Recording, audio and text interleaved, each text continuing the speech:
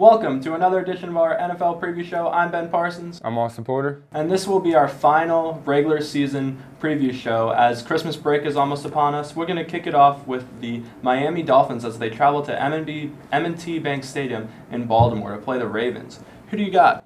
Well, it's a must-win for both teams. I mean, the Ravens are on top of their division, and the Dolphins are 2 games back to the Patriots. Yep. But I think the Ravens will win this one. I think they have more emotion. I think they have the better team. And even though the Dolphins are looking good, they're 7-4. But I think the Ravens they want to win because they want to stay ahead of the Steelers. Who the Steelers are facing the Giants. We'll be talking about that later. Mm-hmm. But the Steelers, they're pretty good. And they can easily come up. So the Ravens want to win. They're going to need to win. They're actually going to need to win the rest of the season just to make the playoffs. So I got the Ravens. What about you? You're right. I mean, this is a must-win for both teams. Both teams have looked good to this point of the season. Both teams haven't looked great, though. I mean, in Miami's division, they got the Patriots that they have to somehow catch up to, and at this point of the season, it's really tough. They're 2 games behind them. I don't know if they're going to do it, but they need to at least keep pace in that wild card for second place in that division. Although I do think the Ravens are going to take this game because I think they'll be able to hold Ryan Tannehill in check, and I also think they'll hold their running game in check. So I think the Ravens will take this in a close, hard-fought game. But I think the Ravens and Joe Flacco, they're finally going to click on all cylinders on offense in this game against that Miami defense. So I'm going to have to take the Ravens. The last game we'll talk about today is Austin's Giants as they travel to Pittsburgh to play the Steelers. Austin, I wonder who you could possibly have picked in this game. I mean, I have to go with the Giants. The Giants need this win. I mean, they need this win. It's simple as that. They're in the playoffs right now as of now, but your Redskins are not far behind. Mm-hmm. But the only thing is the Giants are inconsistent. We barely beat the Browns, and so we're going to have to step it up, especially against the Steelers. The defense is going to have to stop Antonio Brown and Ben Roethlisberger, and the offense for the Giants just needs to do a lot better. They need to score. They're not scoring. The fact that Jason Pierre-Paul had to score a touchdown and we still barely won against the Browns, it's pretty bad. It's pretty bad. So the Giants' offense needs to score a lot more points just to be able to beat the Steelers. But I still have the Giants win. We need this win. What about you? This is going to be a great game up in Heinz Field because, I mean, both teams, as you said, need this win. You got the Giants on one side. They're 8-3. Normally, that would be first in the division at this point of the season. However, with the team like the Dallas Cowboys, who's been thrashing most teams, although they didn't thrash my Redskins, they only beat them by like 5 points, and we missed 2 field goals. But take that aside, they need this win. So, and the Steelers in that division, they have the Ravens at 6-5 too, and they need to keep pace with the Ravens, as we previously talked about for the Ravens, because they need to keep pace with the Steelers as well. But I think that it's just going to be too much for the Giants defense to handle with Antonio Brown, like you said. You forgot about Le'Veon Bell. Le'Veon Bell's looked great. I didn't forget about him. Le'Veon Bell looks great. So, I mean, even if that passing game with Ben Roethlisberger, Antonio Brown, and all their wide receivers cores, even if that's not on par for that game, they still can hand the ball off to Le'Veon Bell or even throw the ball to Le'Veon Bell. So I think it's going to be a high-scoring affair because both defenses are decent, but they aren't always great at limiting other teams to points. So I think it's going to be a high-scoring game, but I do think the Steelers are going to take the game at home. I see where you're going there. All right, guys, that's it for us. And like we said, this is our last segment until January just because of the break and everything. Everybody's going home. But we wish you happy holidays, Merry Christmas, Happy New Year's. Merry Christmas and Happy New Year's, guys. Hope it's a great time with all your families. All right, I'm Austin Porter. And I'm Ben Parsons. And we'll send you over to Jack with our fantasy segment. Hey, guys. As the season comes to a close, I'm going to try to pick the fantasy picks this week that I believe are going to go off. I'm going to start with Matt Ryan and the Falcons.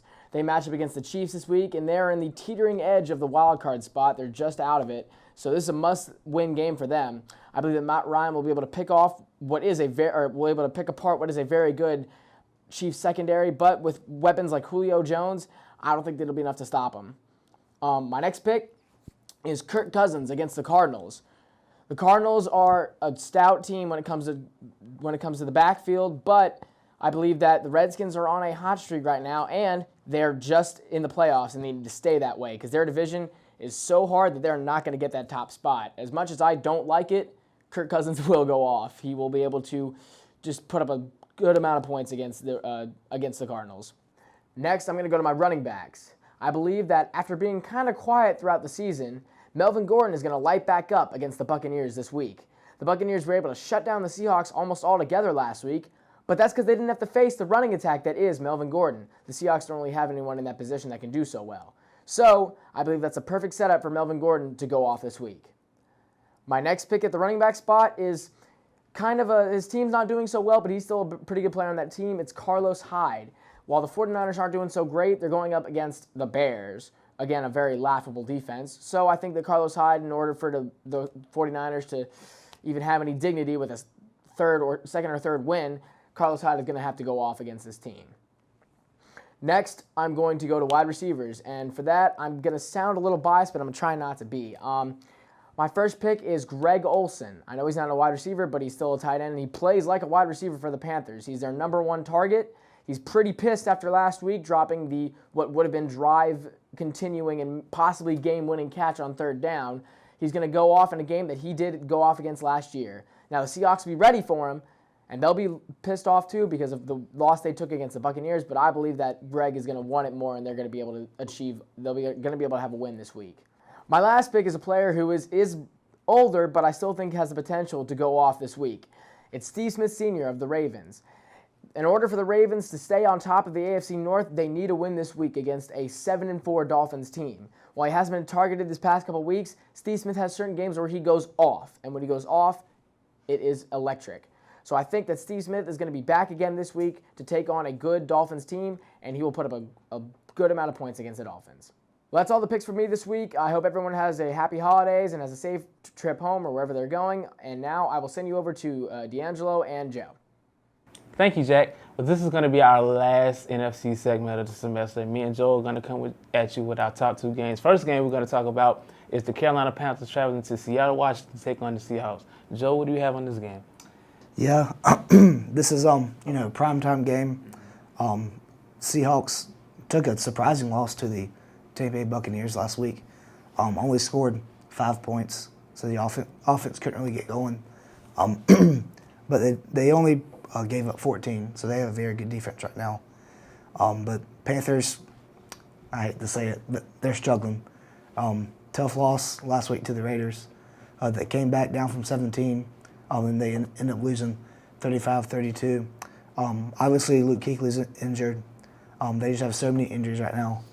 And it's just, they're missing that mojo, that it factor they had last year. So it breaks my heart, but I have to pick the Seahawks this week. And I'm going to pick the Seahawks as well, only because the Panthers, like you said, the mojo is gone. And, a lot of Panthers fans aren't really fond to hear that. And Seattle is just looking good, even though they lost last week. Like you said, they gave up 14 points. Their defense is looking really good. So I'm going to have the Seattle Seahawks take this game at home. The second game we're going to talk about is the Washington Redskins traveling to Arizona to take on the Arizona Cardinals. All right, Joe, what do you got? I got the Redskins in this one. They lost a tough game to Dallas on Thanksgiving. And I think Kirk Cousins is really kind of developing himself and starting to really, show what he got. And the Cardinals, on the other hand, they just haven't impressed me this year. Where with all the weapons they have, they just haven't, produced, and they've just been, in my opinion, one of the more disappointing teams in the league. So I think the Redskins take a big game. Well, I had one of these a year ago, and I'm going to bring it back over to this year. This is one of those if they play out games. I really can't pick a winner because on the defensive side for the Arizona Cardinals, they have Patrick Peterson and Tyrann Mathieu, probably one of the most dangerous cornerback duos in the league. And on the offensive end, you look at the weapons for the Washington Redskins. Like I said in previous weeks, Deshaun Jackson and Pierre Garçon haven't really been a factor. But Crowder and Jordan Reed and his running back Jones, they've really been stepping up to their roles on this offensive end. And Kirk Cousins, like Jack said previously in his fantasy segment, he's looking really good this season. So, and you switch over to the offensive end of the Cardinals, they haven't really been doing so good. But Larry Fitzgerald is still playing like Larry Fitzgerald. He's going to make plays regardless if he's winning or losing, if he's having a good season or a bad season. That's Larry. Look at the defense of the Washington Redskins. They've had some good games, especially against the New York Giants. They have some good games against the Cleveland Browns, even though they won by 10 points. Still a good game by the defensive end, you know. And even with the loss to the Dallas Cowboys a week ago, that was a pretty impressive game on defensive end. So I really don't know who's going to win this game. It's all going to play out to me. You know, I feel like it's going to be probably a low to mid-scoring game, but I'm just going to let it play out this week, you know. And that wraps up this semester for us. We hope you guys have a fantastic holiday break. Merry Christmas, Happy New Year. You know, don't go to your grandma's house because she's going to make you eat everything, you know, and we don't need that, you know. But just have a great holiday break. Merry Christmas, Happy New Year, and we hope to see you guys back next semester. Yeah, I mean, we've really enjoyed, you know, talking NFL with y'all every week this semester. So, Merry Christmas, Happy Holidays, Happy New Year. So I'm Joe McLean. And I'm DeAngelo Stevenson. We'll see y'all next time.